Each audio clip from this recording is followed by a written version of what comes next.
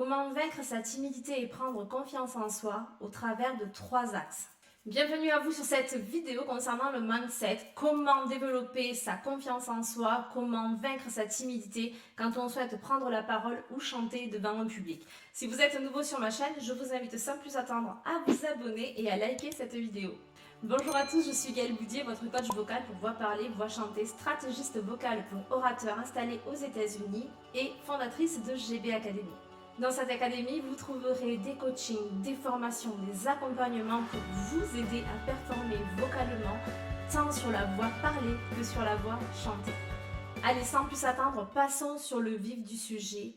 Quels sont ces 3 axes que je vous ai parlé pour vous permettre de vaincre votre timidité et développer votre confiance en vous? Imaginez ces 3 axes un peu comme un soleil et au centre, vous avez un élément commun. Cet élément commun, c'est la préparation. Tous les athlètes, les sportifs, les orateurs, les conférenciers, les professeurs, les chanteurs se préparent avant de passer sur scène et se préparent avant de prendre la parole, avant de faire leur show ou avant de faire leur performance tout simplement. Et c'est ce à quoi j'ai envie de vous dire, on ne peut pas prendre la parole si on ne s'est pas préparé avant. Alors oui, bien sûr, plus on pratique et plus on est sur scène, que ce soit voix parlée, voix chantée, plus on va avoir d'aisance oratoire et vocale. Par contre, à un moment donné, il y a eu de la préparation. Et si vous voulez toucher la performance, si vous voulez être précis, que ce soit vocalement ou dans votre discours, il faut se préparer. Il n'y a pas de secret. Alors je vous ai parlé de 3 axes. Je vais vous les donner et on va donc les détailler tous ensemble. Restez bien jusqu'à la fin pour avoir toutes les composantes de chacun et ainsi pouvoir mieux vous préparer. Le premier axe, c'est une préparation qui est physique. Le deuxième axe, c'est une préparation qui est mentale. Et le troisième axe, bien sûr, c'est une préparation qui est vocale. En tout premier, la préparation physique. Pour pouvoir performer, quel que soit le domaine dans lequel vous êtes, pour pouvoir être droit dans vos baskets, pour pouvoir être aligné avec vous-même, il vous faut tout simplement être en forme physiquement. Quand vous êtes fatigué, quand vous êtes malade, vous ne pouvez pas donner le meilleur de vous. Et bien sûr, pourquoi? Parce que votre corps ne réagit pas. Donc mon premier conseil dans cette préparation physique, c'est prenez soin de vous. Maintenez-vous en forme.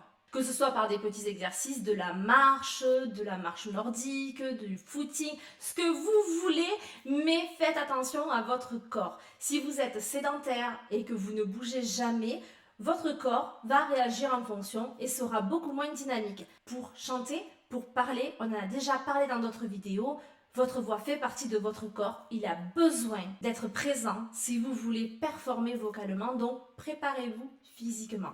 Vous avez un panel d'activités, choisissez celle qui vous plaît, mais prenez ça en compte dès le départ. Mon petit B de cette préparation physique, ça va être pour prendre confiance en soi et pour vaincre sa timidité, il faut tout simplement que vous soyez bien.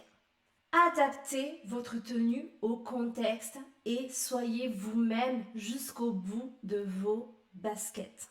Pourquoi? Parce que si vous mettez une tenue dans laquelle vous n'êtes pas à l'aise, si vous mettez une tenue qui ne vous correspond pas et que vous vous sentez déguisé ou comme un clown, comment vous voulez avoir confiance en vous et comment vous voulez vaincre votre timidité? C'est absolument pas possible. Bien entendu, il y a des tenues qui se prêtent à certains contextes. Je ne vous dis pas d'être tout le temps en jogging, même si c'est votre dada, si vous vous présentez à un entretien. Par contre, essayez de choisir une tenue qui soit intermédiaire entre ce que vous ne pouvez pas supporter, par exemple le costard-cravate, et le jogging. Et pour éviter le stress de dernière minute de comment je m'habille et comment je m'apprête, préparez-le, ça fait partie intégrante de votre préparation. Mon troisième point concernant cette préparation physique, ça va être de travailler sur votre posture. Si vous arrivez devant un public, que vous souhaitez convaincre qu'on parle de voix parlée ou de voix chantée, il va falloir que vous ayez une posture adaptée. Si vous vous mettez les épaules en avant et que vous vous excusez d'être là, vous allez renvoyer quelle image? Et cette image que vous allez renvoyer va automatiquement rejaillir sur vous.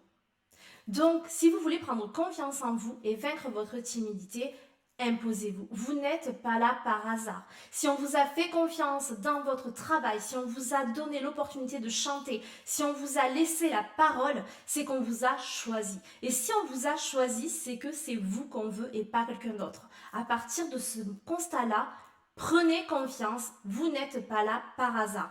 Tenez-vous droit, alors on n'est pas figé non plus, mais on se tient droit, les épaules en arrière, soyez convaincants, soyez impactants jusque dans votre posture. Mon deuxième axe, la préparation mentale. Toutes les personnes qui ont du succès se sont préparées mentalement à accepter ce succès.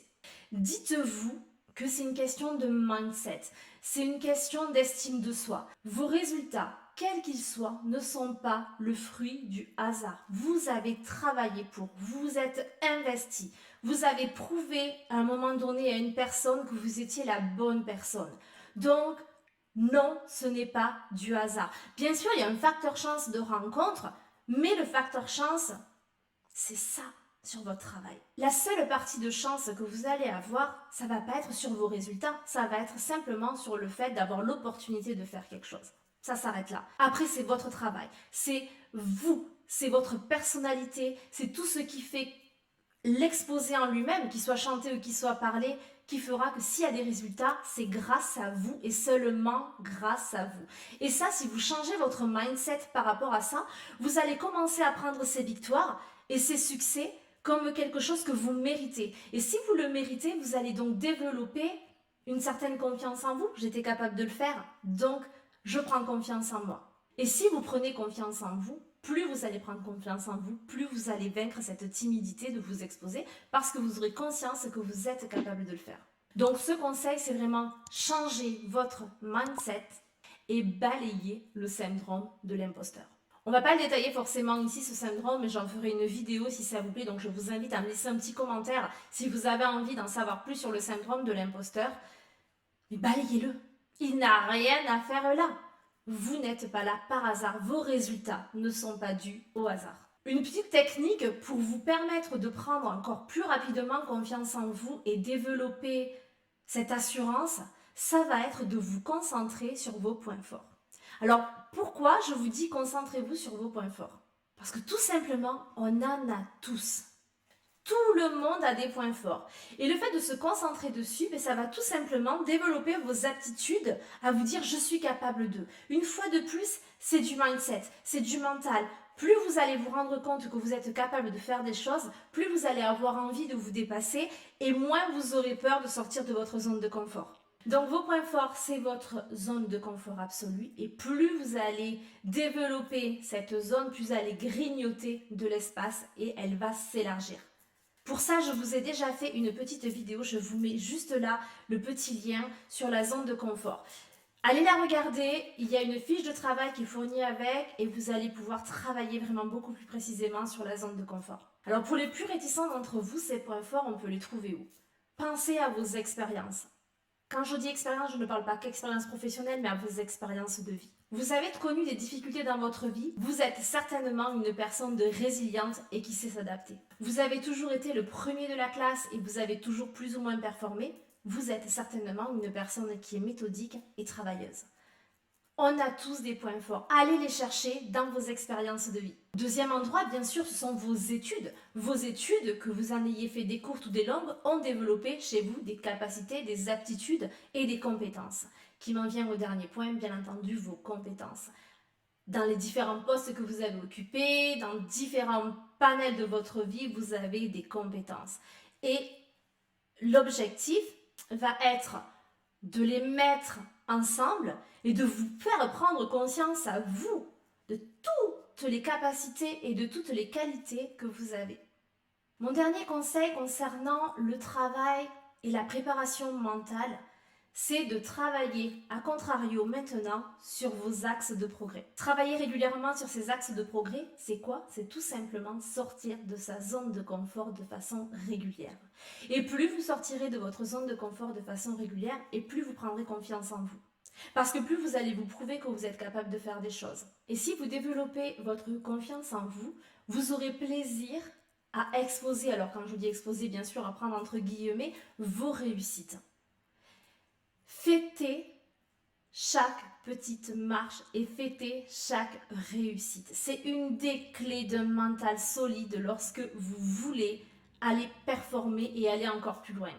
C'est vraiment tous les petits barreaux de l'échelle qui vous feront arriver jusqu'au toit. Je vais vous prendre un exemple dans ma vie personnelle.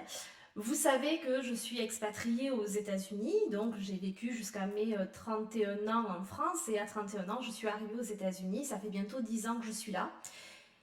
Et au départ, il faut savoir que quand je suis arrivée aux États-Unis, je ne parlais pas un mot d'anglais. Oui, malheureusement, mes professeurs ont essayé, mais je n'étais pas très ouverte aux langues étrangères. Et je suis arrivée donc sans job, ne connaissant pas la culture, et on est arrivé avec mon mari, avec nos valises, un bébé sous le bras, parce que j'avais déjà ma première fille, et un siège auto. C'est tout ce qu'on avait quand on est arrivé aux États-Unis. On n'avait ni emploi, ni l'expérience de la culture, ni même la pratique de l'anglais. Et on s'est fait. Et comment on s'est fait? Tout simplement en sortant à chaque fois de notre zone de confort. Et on a fêté toutes ces petites victoires. On était très fiers de nous la première fois où quand je suis allée à Ikea et que j'ai réussi à commander mon meuble toute seule, c'était une victoire. Ça paraît tellement anodin comme ça, mais pour moi c'était waouh, j'y suis arrivée sans aide de personne, j'ai commandé mon meuble toute seule. Voilà, chaque petite victoire est à fêter pour vous donner du mental. Et si je suis là 10 ans après, encore aux États-Unis, c'est que le mental et la résilience ont gommé les différentes difficultés qu'on a eues tout au long de notre parcours.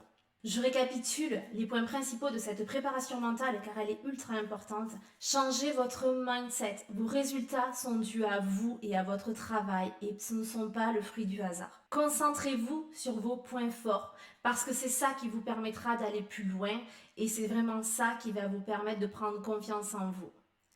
Et troisième point, travaillez sur vos axes de progrès pour élargir justement cette zone de confort.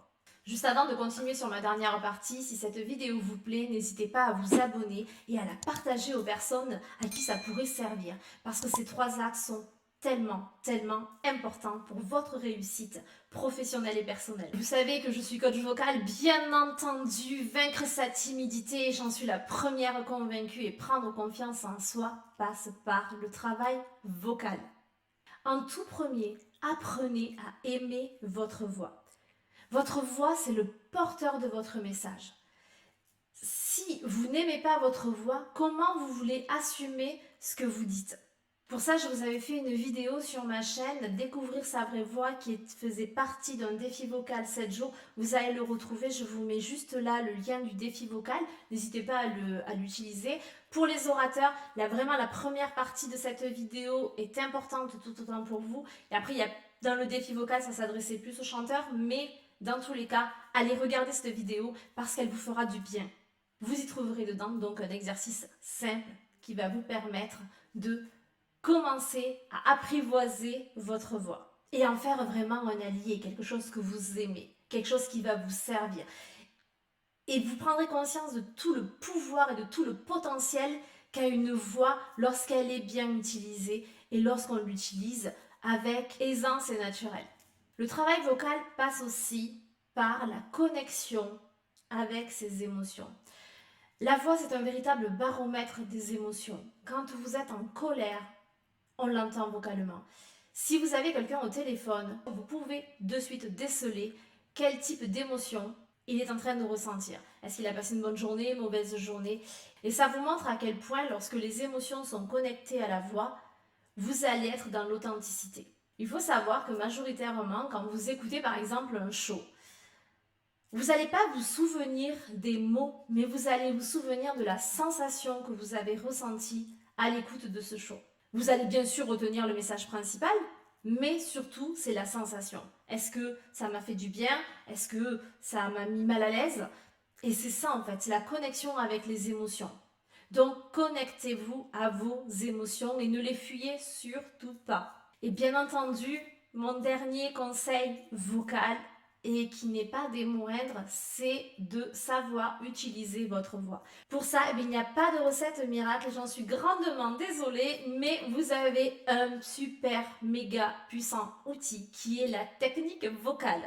Donc plus vous allez travailler votre technique, plus vous allez travailler sur la mémoire de votre corps et plus votre voix répondra à ce que vous avez besoin de dire, à ce que vous avez envie de dire. Et vous serez dans « je dis ce que je veux » et plus ce que je peux. Alors bien sûr, je ne peux vous donner que ce grand conseil de vous faire accompagner par un professionnel de la voix. À quoi le coaching vocal va faire la différence ? C'est tout simplement que bien sûr, vous pouvez les travailler seul à travers toutes ces vidéos, mais le coach vocal expérimenté va toucher du doigt directement ce qui ne va pas et va vous donner des pistes de travail très personnalisées avec des exercices qui fonctionneront sur vous. Donc si vous avez besoin que je vous accompagne, envoyez-moi un message via mon site internet gaelboudier.com. Vous avez aussi toutes les infos en description. Et bien sûr, on discutera de votre problématique et comment on peut la résoudre et quelles sont les clés que je peux vous donner pour vous aider à performer vocalement, à vaincre votre timidité et bien sûr à prendre confiance en vous. Je vais donc résumer toute cette vidéo en quelques mots. La confiance en soi et la timidité, ça se travaille. Ça se travaille au travers de 3 axes principaux. Une préparation physique, une préparation mentale et une préparation vocale. Si vous mêlez ces 3 axes dans votre préparation, je vous assure que vous allez développer une confiance en vous et que vous allez commencer à vaincre votre timidité. Et le secret de ces conseils vraiment, c'est que au-delà de tout ce que je vous ai dit, ça va être la régularité de votre travail. Vous n'allez pas développer confiance en vous en faisant une fois les exercices. Développez, pratiquez, sortez de votre zone de confort. Et je vous attends en commentaire sous cette vidéo, peut-être dans 1 mois, peut-être dans 2, peut-être dans 15 jours et peut-être dans quelques jours pour certains d'entre vous, pour me dire si ces conseils ont fonctionné. Je vous souhaite une très bonne préparation. Si vous avez des questions, une barre de commentaires ou mon groupe Facebook. Et je vous dis, prenez soin de vous et de votre voix.